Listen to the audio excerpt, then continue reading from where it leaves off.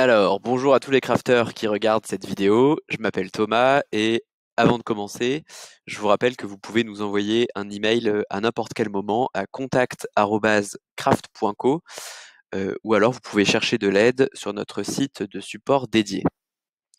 Alors, aujourd'hui, on est là pour parler des rapports personnalisés.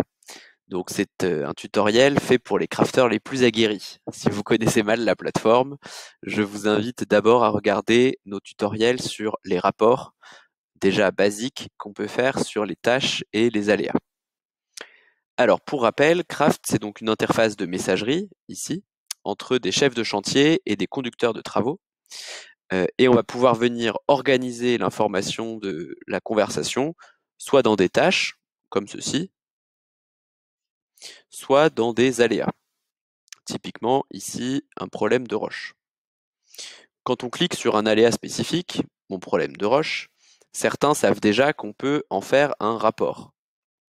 Donc par défaut, il y a un format Craft qu'on propose, et quand vous cliquez sur le bouton, ça vous sort un format qui ressemble à ça.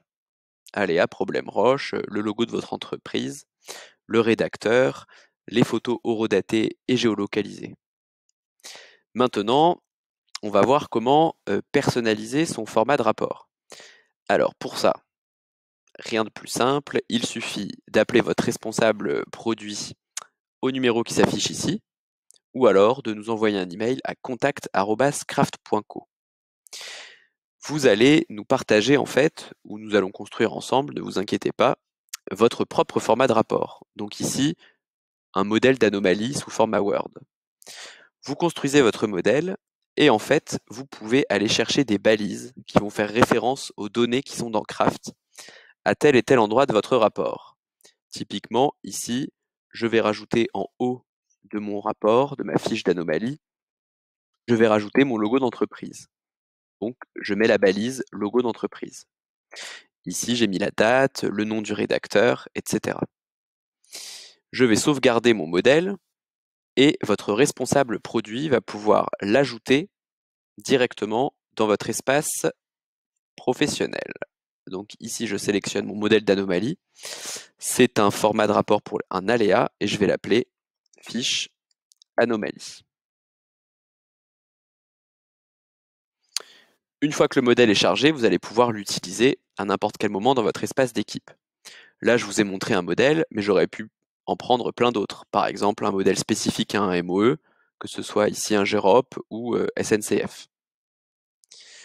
Si je retourne sur mon craft, sur ce fameux aléa de problème de roche, je vais maintenant pouvoir générer un rapport, non pas en utilisant le modèle par défaut de Craft, mais en utilisant mon nouveau modèle fiche anomalie. Je confirme et je vais vous montrer du coup à quoi ça ressemble. Eh bien, ça vient prendre les éléments qu'on avait vus ensemble, c'est-à-dire le logo de mon entreprise et ici le format que j'avais décidé avec la date, le nom de l'anomalie, le rédacteur. Ça vous met les photos ici, les commentaires.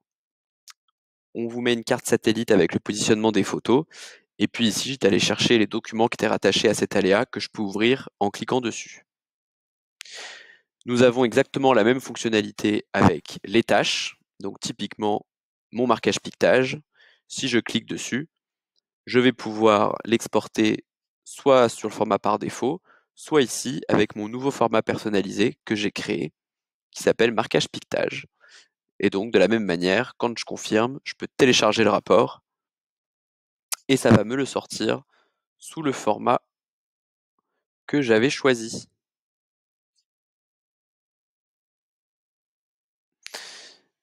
Voilà, donc j'espère que cette vidéo était utile.